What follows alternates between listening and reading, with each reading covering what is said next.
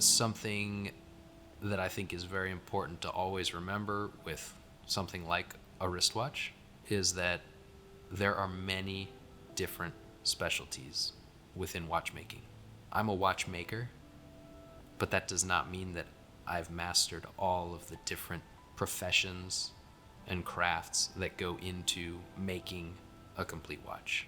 I focus more on the internals of a watch.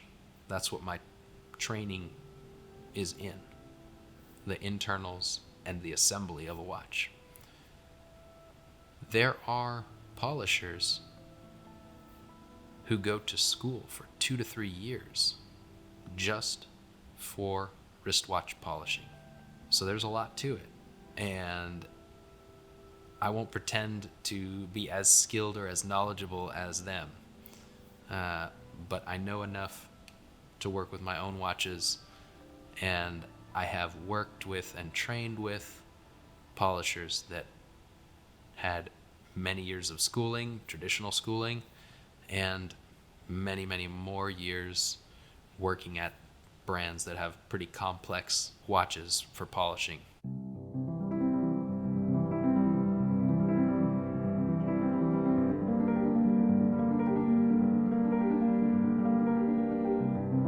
In the world of watchmaking, there are so many different watches, so many different types of polishing, different patterns of polishing, center links on bracelets that are polished, side links that are brush finished, maybe screws that are high polished within links that are brush finished. There could be sandblasting. There could be any number of different finishes on one watch. And then you put together the thousands of watches that are out there and the designs that have come out over the last couple hundred years. And there's a lot of different ways to polish a watch. On the watches I make, I focus on just satin brushing and mirror polishing. And I use those two different finishes to create contrast. The brushing is straight lines.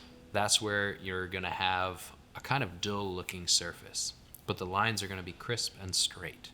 You might also have circular brushing. Those are gonna be circular lines. So that's, again, a dull finish that doesn't reflect much light, and you will see circular lines that are brushed into the part. Now, mirror finishing is what is often seen as the highest level of finishing. That really has a lot more to do with the way it is used in jewelry and watches, more so than the complexity of it. To do a mirrored finish, you use different levels of polishing paste in order to remove any kinds of ridges that might be on the material, anything that looks rough. So if you have stainless steel and you look at it under a microscope, you'll see the surface has ridges. So what we do is we use different ways of polishing, which polishing is just removing material. So what we want to do is remove the ridges so that you have a perfectly flat surface. When you're brushing a part, doing straight grain brushing, you're actually creating ridges. And you want all the ridges to line up in a straight line, or a circular line if you're doing circular brushing. On a watch case, this one here is rough. This has just been machined.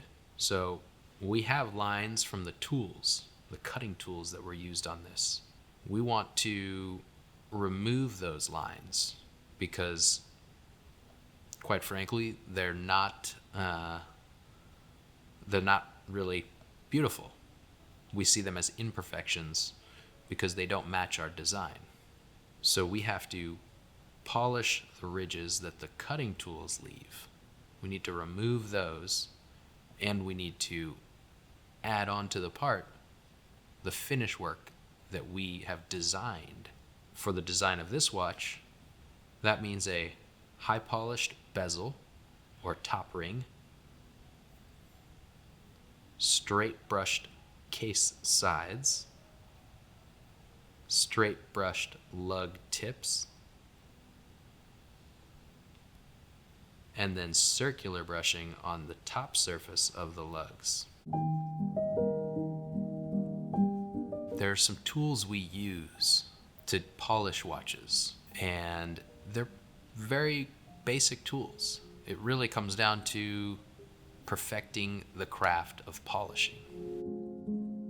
So the tools we use are polishing wheels, which is just a motor that turns different polishing discs or polishing wheels. Those different wheels we put onto the polishing machine, they could be made of different materials. They could be made of cotton, felt, Scotch-Brite. They could also be made of Kratex, which is a rubber that has been impregnated with different abrasives. With the polishing wheel, we can do almost all the polishing that is required on wristwatches. We'll have different pastes that we apply to polishing wheels. We may put a paste on there that is specific for stainless steel. There are other polishing pastes that are specific for gold or platinum. It really depends exactly the finish you're trying to achieve and the material you're working with. An interesting trick that we use to obtain contrast on parts that otherwise would be really complex to figure out how to polish, we use masking tape to mask off parts that have already been finished, or parts of a watch that we do not want any polishing compound or polishing wheel to touch and change the surface finish.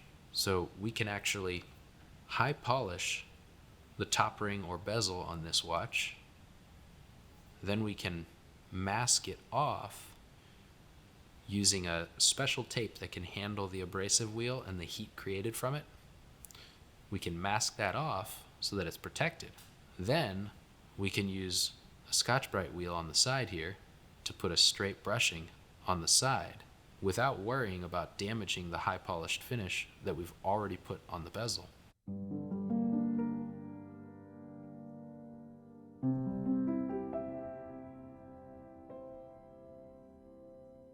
When you have a motor that is turning a wheel and you're trying to create a circular pattern on a part, you need to actually switch what you're doing.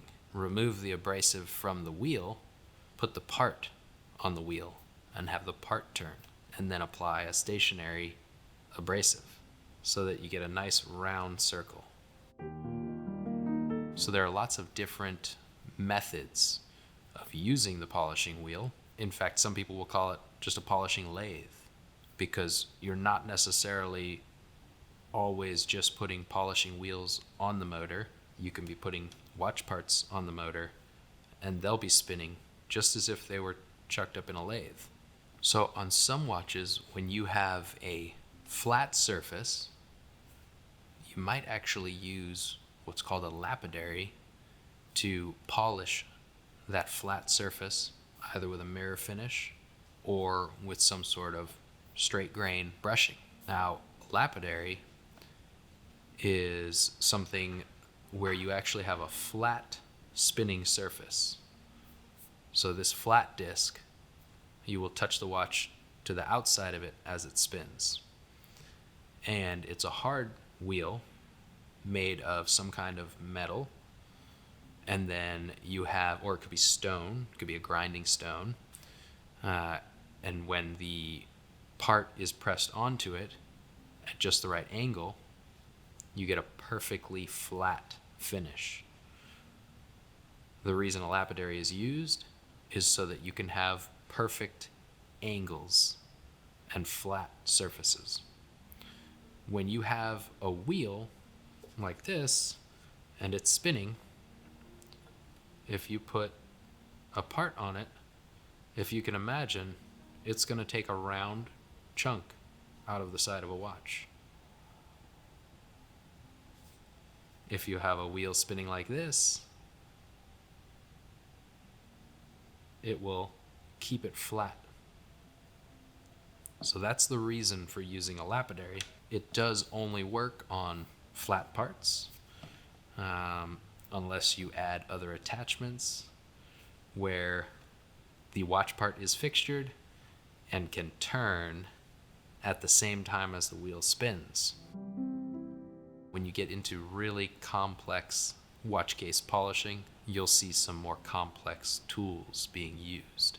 But for the most part, 99% of watches can be polished by a skilled polisher or a watchmaker who has learned polishing using just polishing wheels and different hand polishing techniques as well.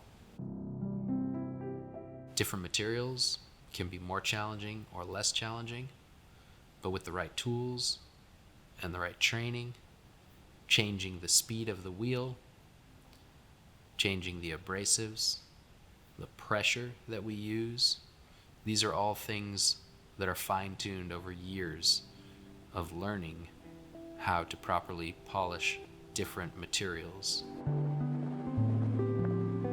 So polishing really is an art form and a craft all on its own, separate from watchmaking. And this is really what is so amazing about watches and watchmaking.